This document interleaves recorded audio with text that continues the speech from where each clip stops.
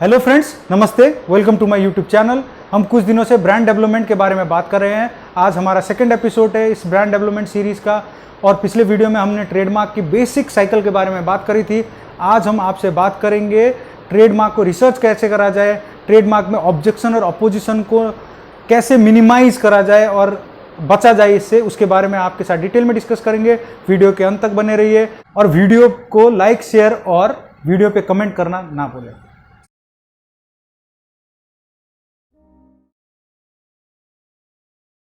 तो दोस्तों, बात यह है कि जो ट्रेडमार्क में ऑब्जेक्शन या अपोजिशन आता है वो दो सेक्शन में आता है, सेक्शन 9 और सेक्शन 11 ट्रेडमार्क एक्ट 1999 के तहत। और हम आज सेक्शन पे ना जाके मैंने इन दोनों का एक समरी बना के रखा हुआ है, उस पर हम डिस्कस करेंगे। तो पहली चीज हमें जो याद रखनी है वो है कि जो ट्रेडमार्क हमने चूज कर रखा है वो डिस्टिंक्टिव नेचर का होना चाहिए, जो हमारी गुड्स को बाकी पर्सन से अलग या डिफरेंट बनाया जा सके। मतलब हमारा मार्क अलग होना चाहिए दूसरों से। आप ट्रेडमार्क की वेबसाइट में जाके अपना ट्रेडमार्क और जो क्लास है वो सर्च कर सकते हैं। उसमें आपको पता चल जाएगा कि हमारा जो मार्क है, ट्रेडमार्क है, जो आपने वर्ड मार्क चूज कर रखा है, स्पेलिंग का जो मार्क चूज कर रखा है वो किसी का नहीं है पहले से ही। ये चीज़ आप चेक कर सकते हैं और वो आपको ध्यान रखना है कि आपका डिस्टिंक्टिव नेचर का होना चाहिए। दूसरी चीज जो ध्यान रखनी है, जो भी ट्रेडमार्क हमने चूज किया है वो ट्रेडमार्क पब्लिक को कंफ्यूज करने वाला नहीं होना चाहिए। स्पेलिंग अल्टर कर दिया, मतलब यूनिक को UNIQUE को UNIK लिख के चेंज कर दिया और पहले से यूनिक रजिस्टर्ड है तो आपको यूनिक नहीं मिलेगा, फोनेटिकली सिमिलर है। तो ऐसे नेचर का है जो लोगों को कंफ्यूज कर सकता है, पब्लिक को कंफ्यूज कर सकता है। तो आप अवॉइड करो उस मार्क को, उस पर आपको ऑब्जेक्शन या फिर दिक्कतें आ सकती है उसको रजिस्टर करते हुए। जब आप किसी भी वर्ड मार्क को ट्रेडमार्क करना चाहते हैं, किसी भी वर्ड को ट्रेडमार्क करना चाहते हैं, तो आपको यह चीज ध्यान रखनी है कि वो काइंड ना डिस्क्राइब करता हो। जैसे रेयर, ओल्ड, न्यू। जैसे न्यू फर्नीचर, आप अगर फर्नीचर का आपका बिजनेस है तो आप न्यू फर्नीचर, न्यू को आप ट्रेडमार्क नहीं कर सकते। मतलब आपको ये काइंड को ट्रेडमार्क करने की कोशिश नहीं करनी चाहिए, उसमें आपको बहुत मुश्किलें होने वाली है। आपको वर्ड की मोनोपोली नहीं दी जाएगी। ये ट्रेडमार्क डिपार्टमेंट का मेन प्रिंसिपल है कि आपको ऐसे वर्ड का मोनोपोली ना दिया जाए जो वर्ड कॉमनली यूज होता है। तो आपको इस चीज में ध्यान देना है। दूसरी चीज आपको ध्यान देनी कि आप क्वालिटी डिस्क्राइब करने वाले वर्ड को ट्रेडमार्क करने की कोशिश ना करें। जैसे बेटर, बेस्ट, गुड। जैसे प्लाईवुड को अगर आप करना चाहते तो better quality plywood, premium quality plywood. जो ये वर्ड है प्रीमियम, बेटर, गुड, इनको आप रजिस्टर करते हुए बहुत दिक्कतें आने वाली है, तो आपको इस पर ध्यान देना चाहिए। आपको क्वांटिटी को डिस्क्राइब करने वाले वर्ड्स को रजिस्टर करने में दिक्कतें आएंगी। जैसे फॉर एग्जांपल के लिए आपने एक कोल्ड ड्रिंक बनाई 2 लीटर की बोतल में, तो आप 2 लीटर कोल्ड ड्रिंक, 2 लीटर्स को आप ट्रेडमार्क नहीं करा सकते। आप उसमें नाम बनाइए कोई भी, तो आपको अगर क्वांटिटी को ट्रेडमार्क कराना है तो आपको दिक्कतें आएंगी। वो रिफ्यूज हो सकता है या बहुत एक्सट्रीम चांसेस है कि वो रिफ्यूज हो जाए या उस पर ऑब्जेक्शन आएगा ही। आप किसी भी गुड्स के इंटेंडेड पर्पस को ट्रेडमार्क करने की कोशिश करेंगे तो आपको दिक्कतें आएंगी। जैसे फॉर एग्जांपल आपने सोना बेल्ट बनाया है जो वेट लूज करता है, उसको आप स्लिम एंड फिट वर्ड को ट्रेडमार्क कराना चाहते हैं उस बेल्ट से रिलेटेड, तो आपको काफी दिक्कतें आएंगी। तो ट्राई करिए कि इंटेंडेड पर्पस को भी ट्रेडमार्क ना कराए। ज्योग्राफिकल ओरिजिन, ये थोड़ा पेचीदा है, इसको ध्यान से सुनिए। ज्योग्राफिकल ओरिजिन जैसे हैदराबादी बिरयानी, मद्रासी डोसा, ये जो ओरिजिन की चीजें हैं इनको ट्रेडमार्क कराने में काफी दिक्कतें आएंगी। ये ट्रेडमार्क होने में मुश्किल है। पर वो ज्योग्राफिकल लोकेशंस जिन लोकेशन पे 5000 पीपल से कम है या कम पॉपुलर है, उन लोकेशंस को ट्रेडमार्क कराया जा सकता है। और अगर किसी लोकेशन को आप फैंसीफुल्ली यूज करना चाहते हैं, फैंसीफुल्ली मतलब कि उसका कोई रिलेशन ही नहीं है। जैसे फॉर एग्जांपल के लिए एवरेस्ट मसाला, एवरेस्ट और मसाला का कोई रिलेशन नहीं है, ये फैंसीफुल्ली यूज किया गया वर्ड है, इस ब्रांड को फैंसीफुल्ली बनाया गया वर्ड है, तो इस वर्ड का ट्रेडमार्क आपको मिल सकता है। जैसे एवरेस्ट साइकिल, आप इसको भी ट्रेडमार्क कर सकते हैं। ऐसे करके नॉर्थ पोल एप्पल्स, आप इसको ट्रेडमार्क कर सकते हैं। मतलब अगर आप लोकेशन को, दो चीज में आप ध्यान दीजिए, किसी भी ओरिजिन को आप ट्रेडमार्क नहीं कर सकते और 5000 से ज्यादा पीपल जा रहे थे, जो पॉपुलर चीजें हैं उनमें ट्रेडमार्क करने में आपको दिक्कतें आएंगी। पर पॉपुलर चीजें में भी अगर आप फैंसीफुल्ली उनको यूज करते हैं तो चांसेस है कि आपको ट्रेडमार्क मिल जाए।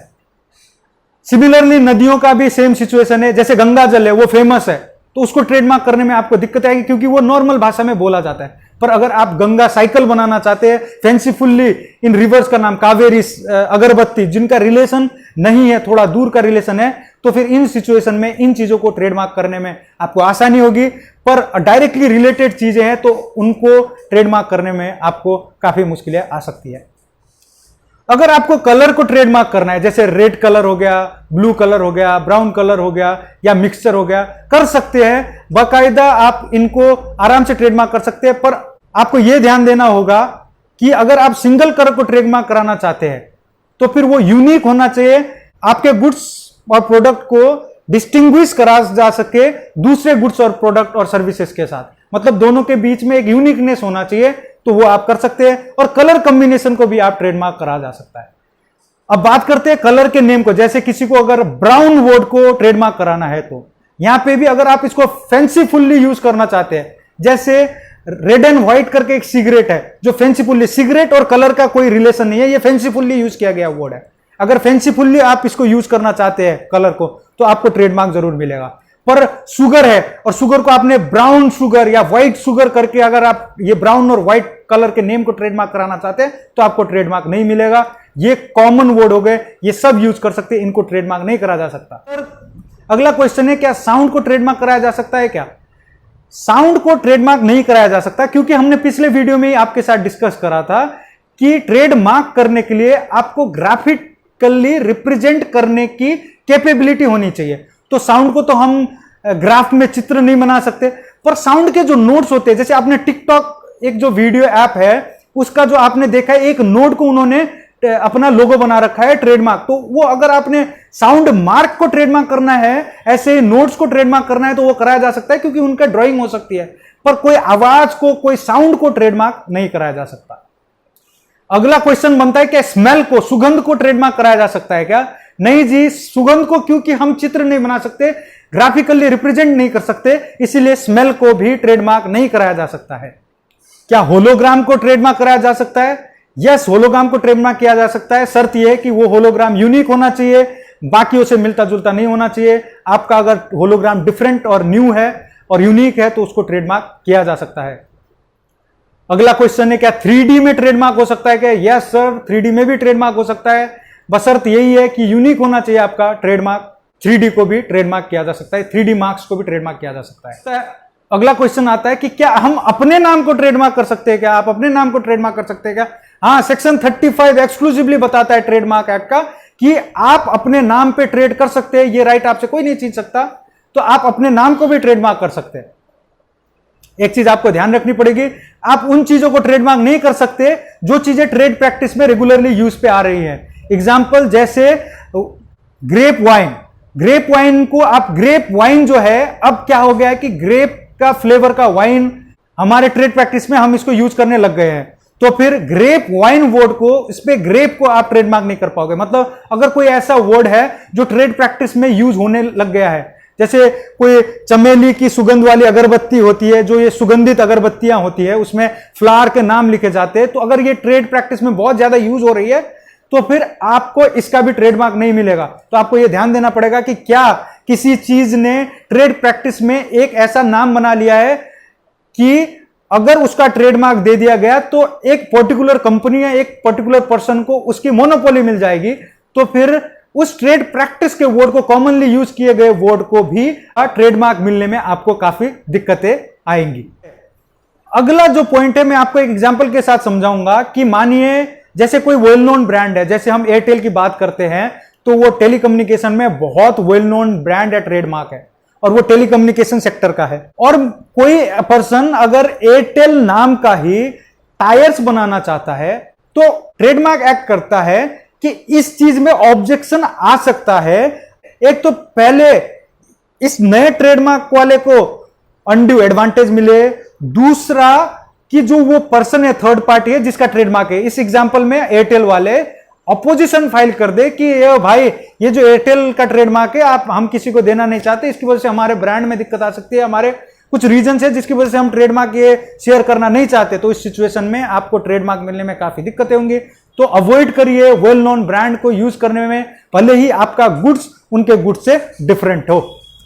एक अच्छी चीज भी है कि अगर आपने कोई ट्रेडमार्क यूज कर रखा है और काफी टाइम तक उस ट्रेडमार्क को आप यूज कर रहे हैं और मैंने जितनी दिक्कतें आपको बताई है वो दिक्कतें में फॉल करता है, या फिर वो ट्रेडमार्क किसी और पर्सन के पास भी है, पर आप काफी समय से 10 साल 15 साल 20 साल से आप उस ट्रेडमार्क को रेगुलरली यूज कर रहे हैं, तो फिर अगर आप सेटिस्फाई कर पाते हैं ट्रेडमार्क रजिस्ट्रार को कि ये जो ट्रेडमार्क है भले ही वो किसी और के पास भी है पर मैंने भी इस पे अच्छी खासी मेहनत करी है, इसको मैंने इतने टाइम से यूज करा है, कंकरेंटली मैं यूज कर रहा हूं और इसका मैंने अलग से एक ब्रांड वैल्यू बना के रखा हुआ है, तो मे बी वो ट्रेडमार्क आपका रजिस्टर हो सकता है। There is a small chance कि आप वो ट्रेडमार्क को भी रजिस्टर कर सकते हैं। मतलब मैंने आपको जितनी भी चीजें बोली उसमें ऑब्जेक्शन या अपोजिशन आने के चांसेस आपके बने रहते हैं, तो या तो आपको लिटिगेशन करना पड़ेगा, रिप्लाई टू एंड फ्रो करना पड़ेगा अगर ये सारी चीजें पे आप ध्यान नहीं देते हैं, वरना अगर आप इन सारी चीजों को ध्यान दे देते हैं तो आपको इजीली बिना अपोजिशन और ऑब्जेक्शन के ट्रेडमार्क मिल जाना चाहिए। और हम आशा करते हैं आपको आपका बेस्ट ब्रांड आप जो चाहते हैं वो मिले और आपका बिजनेस फले फूले और बहुत बड़ा बने। हमारी तरफ से आपके लिए वेरी वेरी गुड विशेस। आज के लिए वीडियो में इतना ही, मिलते हैं अगले वीडियो में। नमस्ते।